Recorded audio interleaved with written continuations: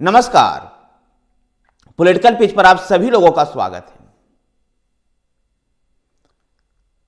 आगामी लोकसभा को चुनाव को देखते हुए राजनीति इस समय ठहरी हुई नजर आ रही है।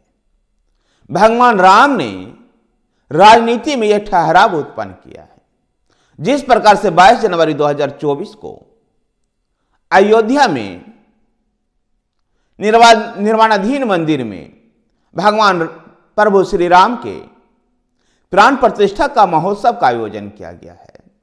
इसे देखते हुए सभी राजनीतिक दल का नजर अभी इस समय 22 जनवरी के प्राण प्रतिष्ठा महोत्सव पर लगी हुई है और इसलिए राजनीतिक गतिविधियां एक तरह से कह सकते हैं रुकी हुई है और 22 जनवरी के बाद ही राजनीतिक गतिविधियों में तीव्रता दिखाई देगी।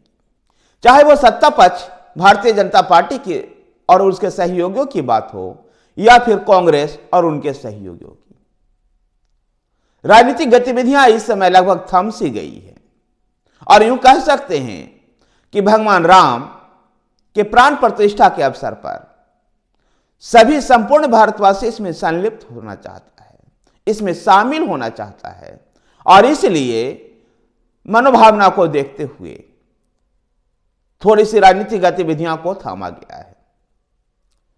जहां विपक्षी गठबंधन INDIA में भी सीट समझौते को लेकर के बातचीत होनी थी, उस बातचीत को भी कुछ समय के लिए रोका गया है और विपक्ष भी इस बात का आकलन करने में लगा हुआ है कि 22 जनवरी को प्राण प्रतिष्ठा महोत्सव के बाद जनता का रुख क्या होता है। गौरतलब है कि सभी विपक्षी पार्टियों ने अयोध्या में भगवान श्री राम के मंदिर में प्रभु श्री राम के प्राण प्रतिष्ठा को भारतीय जनता पार्टी और RSS का इवेंट बता करके निमंत्रण मिलने के बाद भी इसमें जाने से मना कर दिया है। तो वहीं भारतीय जनता पार्टी शासित राज्यों ने 22 जनवरी के दिन छुट्टी डिक्लेयर कर दिया है। आम आदमी पार्टी शासित दिल्ली में भी हाफ डे की छुट्टी दी गई है। व्यापारियों से अनुरोध किया गया है कि मीट और मछली की दुकानों को उस दिन बंद रखा जाए। भारतीय जनता पार्टी शासित राज्यों में उस दिन ड्राई डे भी घोषित हो चुका है। ऐसे में कह सकते हैं चाहे सत्ता पक्ष हो या विपक्ष, प्रभु श्री राम के प्राण प्रतिष्ठा का इंतजार कर रहा है और इसलिए राजनीतिक गतिविधियां थम गई है। भारतीय जनता पार्टी भी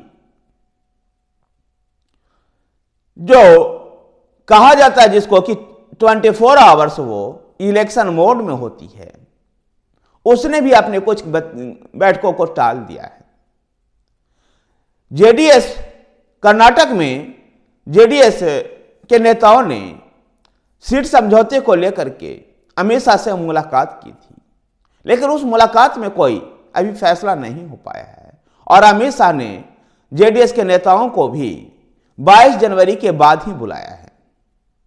तो बिहार के भी नेता लोक जनशक्ति पार्टी रामविलास पासवान के प्रमुख चिराग पासवान, राष्ट्रीय लोक जनता दल के प्रमुख उपेंद्र कुशवाहा और हिंदुस्तान आवाम मोर्चा के संरक्षक जीतनराम मांझी भी अमित शाह से मिलने का प्रयास कर रहे थे।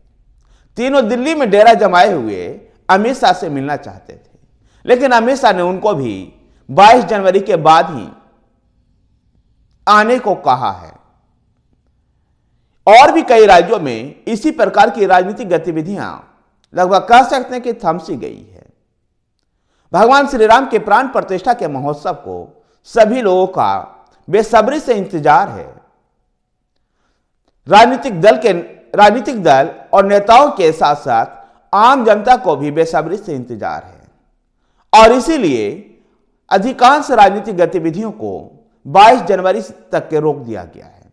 22 जनवरी के बाद ही सत्ता पक्ष और विपक्ष अपने राजनीतिक गतिविधियों को अंजाम देगी। धन्यवाद साथियों, वीडियो को लाइक कीजिए, शेयर कीजिए। हमारे साथ बने रहने के लिए हमारे चैनल पॉलिटिकल पिच को सब्सक्राइब कीजिए। धन्यवाद।